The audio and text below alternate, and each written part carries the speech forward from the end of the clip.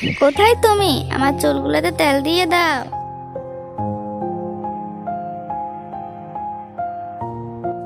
সারাদিন শুধু তোর চুল নিয়ে পড়ে থাকিস। ঘরের কাজকর্মগুলো একটু শিখে রাখলে কি হয়?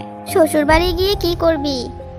এখানে যা করি ওখানেও তাই করব। আমার চুলের যত্ন এসব ঘরের কাজ আমায় দিয়ে হবে না।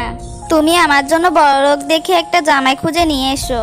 ঠিক আছে, আজ বিকালে তোকে পাত্রপক্ষ দেখতে আসবে, তৈরি হয়ে থাকিস। আচ্ছা মা।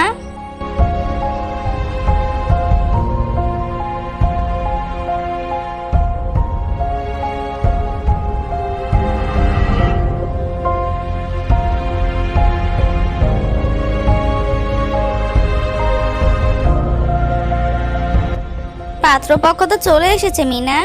সেই কখন থেকে তোর জন্য বসে আছে, তোর সাজা এখনো শেষ হয়নি। এই তো মা, আর একটু হয়েছে, এবার শেষ। চলো দেখি পাত্র দেখতে কেমন।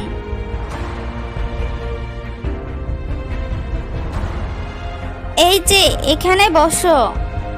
পাত্র কোনটা মা?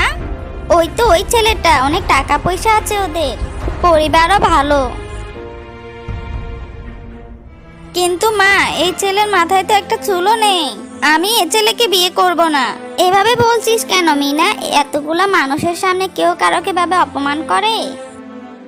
অপমান তো তুমি আমাকে করেছো মা। যে রেশমি চুলের জন্য আমি এই গ্রামে বিখ্যাত, তার জন্য তুমি এমন টাক ছেলে খুঁজে এনেছো। আমি আমার ঘরে চললাম, করব না আমি এই বিয়ে।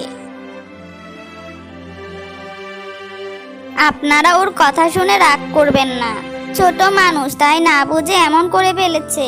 আমি ওর সাথে কথা বলছি। তাই বলে আমাদেরকে বাসায় ডেকে এনে এভাবে অপমান? সবার কাছে শুনেছিলাম মেয়েটা ভালো, সাথে সুন্দর চুলও আছে, তাই নিজের ছেলের সাথে সম্পর্ক করতে এসেছিলাম। নয়তো আমাদের ছেলের জন্য মেয়ের অভাব পড়েছে নাকি? এই রাজু, এখনই বের হয় এই বাড়ি থেকে। আপনারা এভাবে হুট করে চলে যাবেন না, আমার কথাটা একটু শুনুন।